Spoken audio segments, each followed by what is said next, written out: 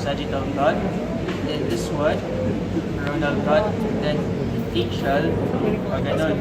Okay. So how do you remember that? Pag sagittal, nasa gitna. Okay. Coronal, it's like putting a crown. Okay. Axial, it's like cutting here. Try daw, try.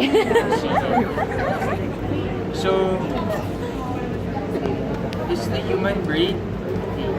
Did you have already a session about the external topography of the brain? Sige, let's try to review na lang, ha?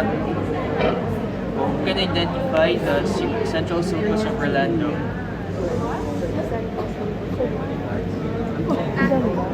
Where's the central sulcus of Rolando?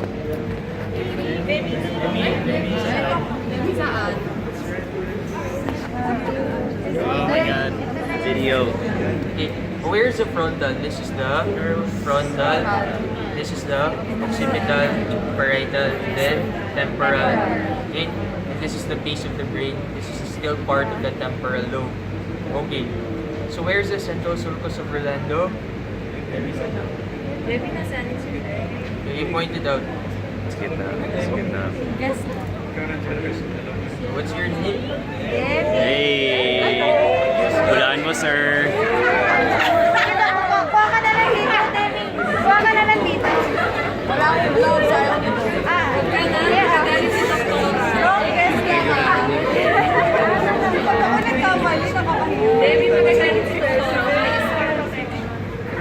Si Doktora.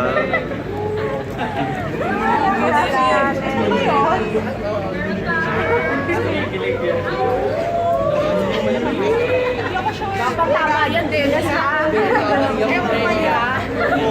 So, this is your... So, that's right. This is the central sulcus of Name down. So, how do you know that this is the central sulcus of Rolando? If you trace it down, you will see this omega sign. Diba? It looks like an omega. Okay. So, frontal to that. So this will be your... What is this? Central gyrus. That is your primary motor cortex. Diba? Broadband's area. Or, okay, very good. And then this one. So that's also known as your primary somatosensory cortex, Broadband's area 312. So that's right. Then, so if this is a precental gyrus, in here you will have your area 6 and then area 8. What's area 8? That's your what? Broadman's eye field. Frontal eye field. Broadman's area 8, that's frontal eye field. What's the function of frontal eye fields? It's for contralateral gaze. Diba? So for example, this is the right, this is the left. The right FEF will make you look to the left. It's always the opposite, but the primary motor cortex will move your left extremities. So at the same time, the right FEF will make you look to the left. So let's try to point out their important structures. What is this fissure? The Sylvian fissure. So below that, this is your temporal lobe. Okay. And this is the parietal lobe. What is the importance of the Sylvian fissure? Especially on the left. Okay, so in the parasylvian area, so the area surrounding the Sylvian fissure, it's an important area for language, but especially on the left. Okay? So that's why in neurology, we always ask the handedness of the patient. If you are right-handed, 96% of the time, you are left brain dominant. Okay? That's why we want to know the dominance of the brain, because that's where you will find the language centers. So most of the time, it's on the left. What if you're left-handed? Okay, so that's, akala nyo ganun, no? But based on the study, 76% of the time, it's still the left brain that is the dominant brain. Okay? And it's only 10% that they are right brain dominant for the left-handed people. Okay, so if this is the Sylvian fissure, where will you find the Wernicke's area?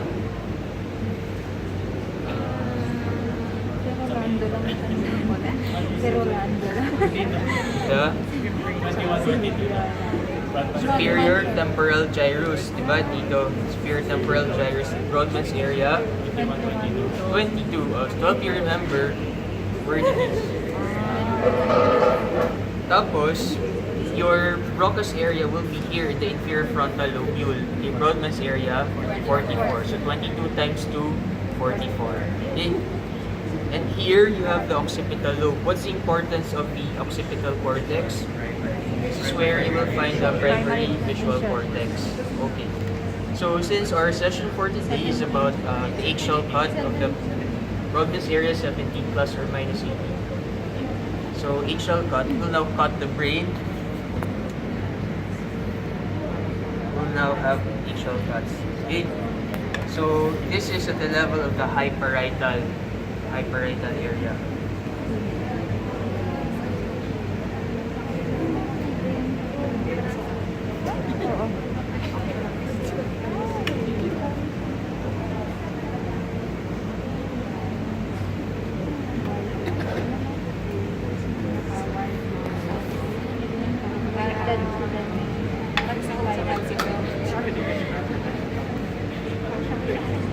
Mga pinapatong siya. Sarap.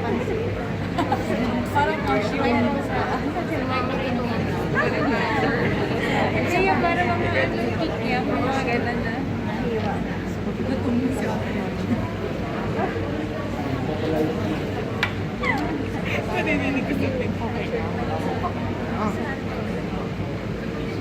So, let's take it one by one. Okay. So this is the gray matter. Okay. Na-appreciate niyo ba yung gray matter? Okay, this one. So it really looks gray. Okay, this one is the white matter. Okay. Why is it called white matter? Okay, because it's colored white because of the heavy myelination of the fibers. Okay. So coming from the cortex, they will all go down there. Okay. So it's all full of fibers.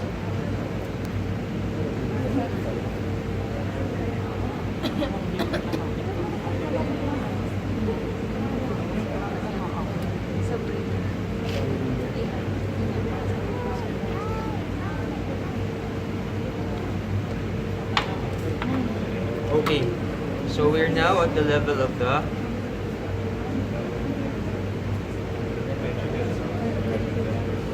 what ventricle is this? Lateral ventricles. Okay. So the white matter surrounding the lateral ventricles, that is your, what do you call it? That's your corona radiata.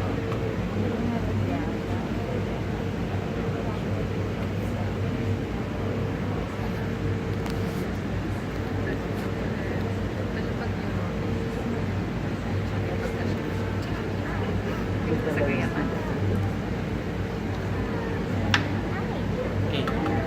So here, what is this?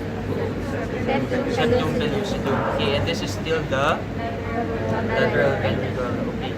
So, yan, there are a lot of beautiful structures here. Okay. Well, let's try to. What are these structures?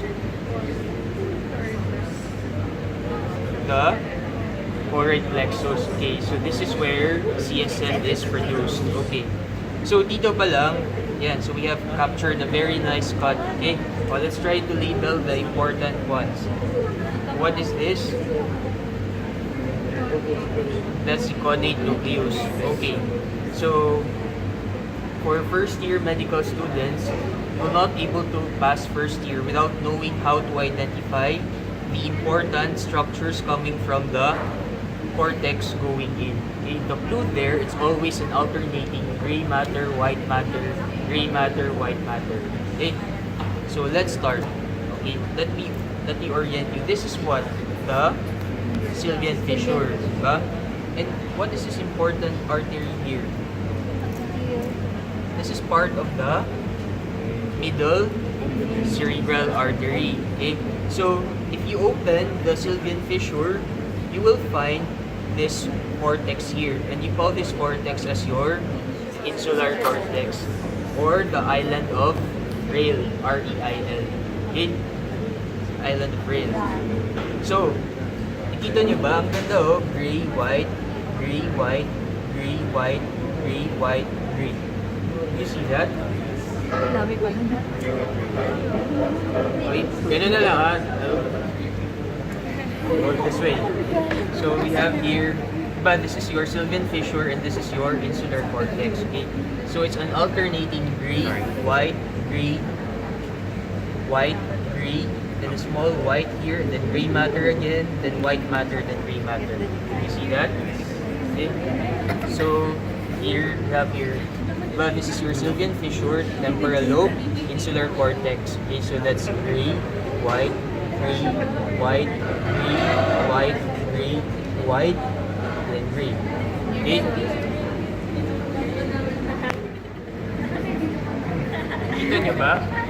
Hindi. Yes, Dom. Kita nyo? Kitang-kita ka nito. Ito naman pa sa harap. So, let's now try to identify. This one, this is your insular cortex. Okay?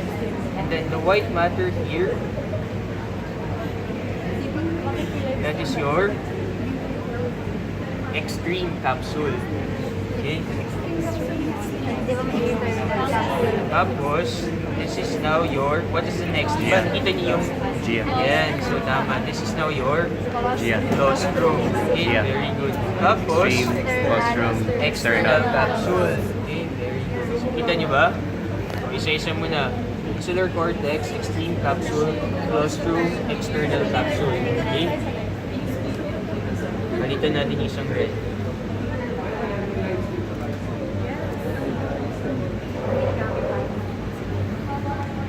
Okay? So the red is the insular cortex, black is the extreme capsule. The blue one, did you see that gray matter? Sobrang hindi siya, that's the claustrum. Tapos yellow one is spinning to the external capsule. Tapos the white one, that is your caudate nucleus, diba? Head of the caudate. Why is it called caudate? Coming from the Latin word caudatus, meaning tail, because it's a C-shaped mass. Okay? And then, this is now your lentiform nucleus. Okay? Why is it called lentiform nucleus? Because it looks like a lens. Okay? And your lentiform nucleus is made up of Lobus pallidus. lobus pallidus and Putamen. the putamen. Okay? So this is now your what? That is your lentiform nucleus. Okay? Collectively. Tapos, this is your, so specifically that is your putamen. And then this one, the orange one, that is your globus pallidus. Why is it called globus pallidus? Globular, tapos pallidus because it looks pale, diba? Relative to the putamen, it looks pale. Okay? Looks pale. And then, this is now the white matter, that is now your internal capsule. Okay? Did you see that? Mukha siyang pale, tapos may mga intersecting fibers because remember that the caudate nucleus and the lentiform nucleus, collectively they are called the striatum. Okay, very good. The putamen plus the caudate nucleus, you call it your striatum. Okay? So the black one, that is your internal capsule, and this one, this is your caudate nucleus. Okay, what is this important nucleus here? Group of nuclei, that is your thalamus. This is now your thalamus. This thalamus is the sensory relay center of the brain. Ito yung yellow, yun na silo. Okay? Okay, other important structures. Oh, ano daw? Yes, it's part of the corpus callosum. Okay. Tapos, itong nasa...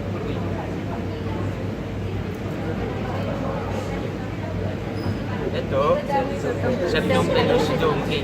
It separates the frontal horn of your lateral ventricle because this one, this is the... Hindi, di ba frontal? So, ito yung occipital horn. Okay. Tapos, masyadong clingy yung pins nyo. Okay. Ito yung mga arachnoid, the choroid plexus. Okay.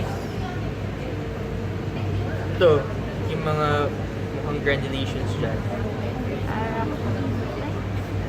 Okay. So, I'll give you a chance to come and take a closer look. Ikot-ikot muna kayo. Take turns so that you can look at the structures carefully. Okay? So, sige. I'll just be here to field any questions. So, ano na lang, if you form a line, group of 5 na lang. Or by group na lang, group 1, group 2. Wala ka na, mamaya na tayo. Group 1 first.